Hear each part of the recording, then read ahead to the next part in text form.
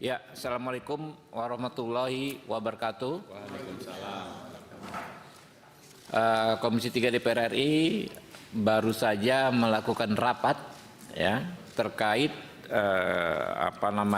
kasus tuntutan hukuman mati kepada saudara Fandi Ramadan di Pengadilan Negeri Batam. Kita tahu Fandi Ramadan ini adalah anak buah kapal ya, yang kapalnya terdapat narkoba, lalu dia sebagai anak buah kapal dituntut hukuman mati. Tadi rapat sudah kami sampaikan dan hasil rapat ini ya akan langsung diteruskan kepada pihak-pihak terkait termasuk Pengadilan Negeri Batam melalui Mahkamah Agung RI. Saya dan rapat hari ini quorum ya teman-teman ya, quorum ya.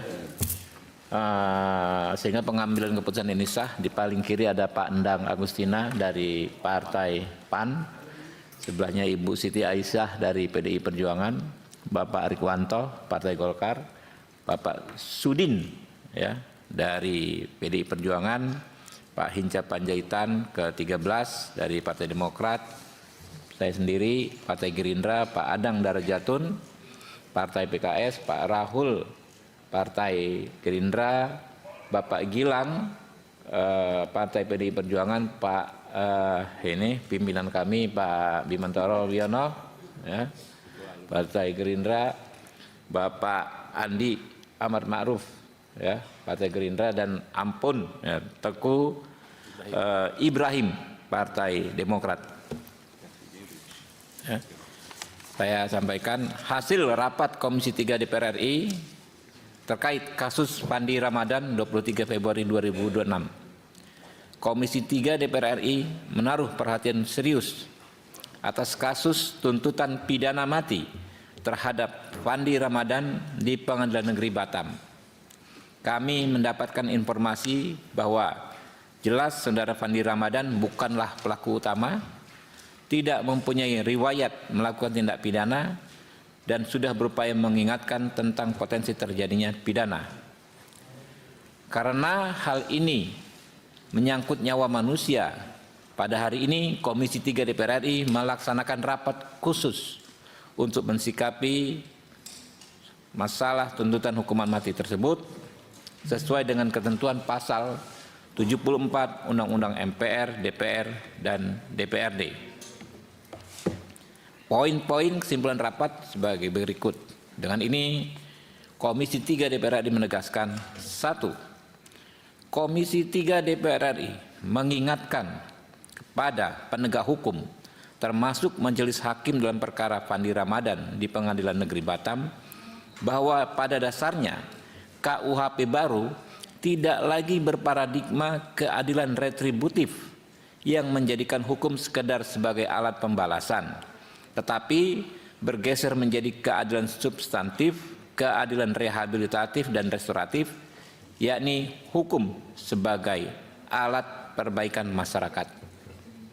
Kedua, Komisi 3 DPR RI mengingatkan kepada penegak hukum, termasuk Majelis Hakim dalam perkara Fandi Ramadan di Pengadilan Negeri Batam, bahwa konsep hukuman mati dalam KUHP baru jauh berbeda dengan KUHP lama.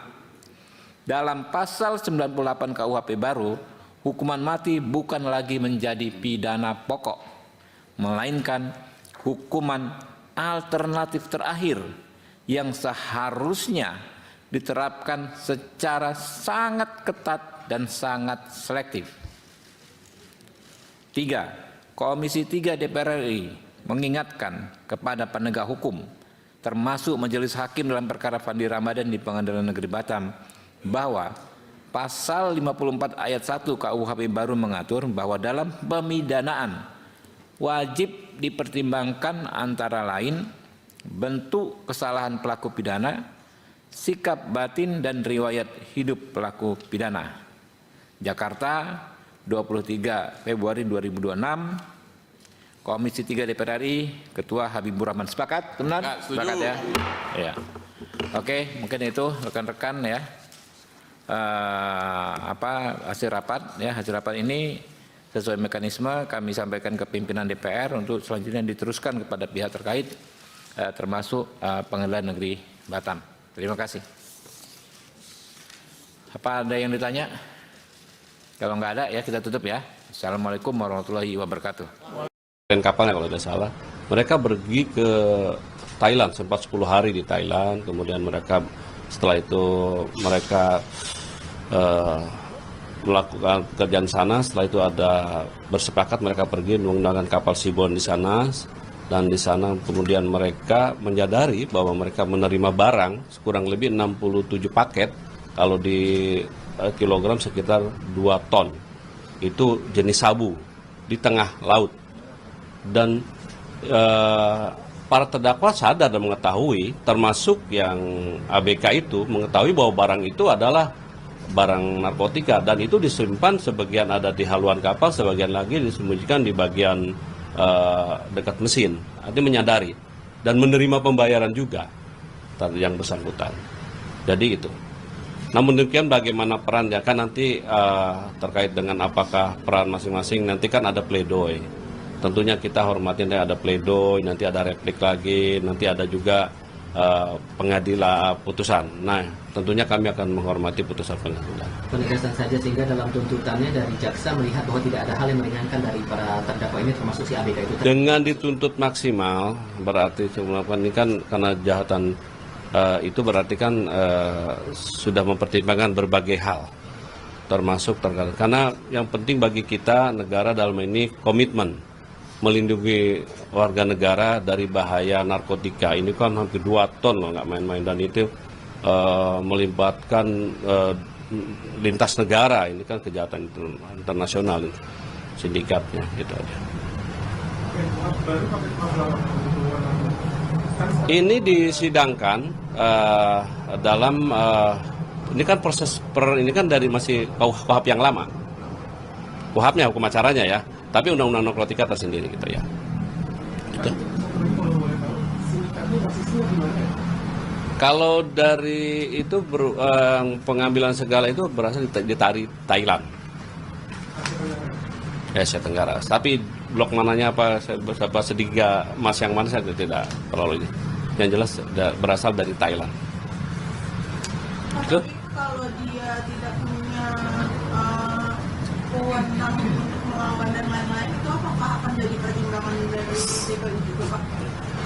Iya, nanti yang jelas kan nanti ada pledoi dari pihak pembelaan, dari pihak tersangka, silakan saja. Yang penting bagi kami fakta yang terungkap, penuntut umum berdasarkan fakta. Karena dia juga sadar, dia bisa menolak kok sebetulnya. Kan dia orang dewasa juga bisa menolak bahwa itu perbuatan apa, ibaratnya barang itu barang haram dan dilarang kan. Bisa menolak kok. Itu bukan dari masa waktu dia bekerja ya, Pak? Bekerjanya ya dia waktu dan dia sadar kok bahwa dia mengetahui kok barang itu, dan jenis informasi yang fakta terungkap menurut penuntut umum, fakta terungkap bahwa dia mengetahui bahwa orang itu sabu jenisnya, mengetahui kok dia. Terkait bekerja bahwa itu 3 hari, enggak 3 hari juga, dari 13 Mei ketangkap 21 Mei kalau nggak salah. Iya ketangkap 21 Mei, mereka berangkat sekitar 14 Mei berangkat, menerima pembayaran 14 Mei, terus cukup lama juga. Tapi dari pengakuan si ABK ini memang ditawarin keamanan untuk menjadi ABK ngangkut barang itu apa gimana pengakuan? Iya ditawarin, kalau terungkap ditawarin untuk bekerja, ya bekerja di kapal. Tapi ketika di dalam dia mengetahui ada bahwa itu mengangkut barang itu, dia mengetahui bahwa kapal itu tidak mengangkut minyak, tapi mengangkut yang lain. Sehingga konteks dia mendapatkan keuntungan itu, keuntungan dari dia ikut terlibat dalam penjualan itu bukan sebatas pada dia bagian dari anak buah kapal yang dia bekerja itu tadi di awal. Yang jelas yang bersangkutan berdasarkan fakta sidang sudah terungkap bahwa menurut penuntut umum bahwa itu dia bekerja di perusahaan dan dia menerima pembayaran dan dia mengangkut termasuk barang dan menerima dan mengetahui bahwa barang itu barang haram.